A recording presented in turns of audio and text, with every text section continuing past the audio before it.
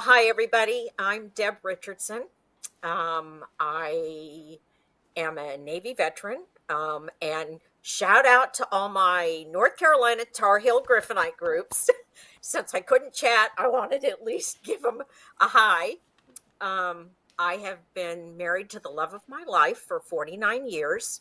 Oh, And I have two sons and four grandkids, two grandsons and two granddaughters, all grown.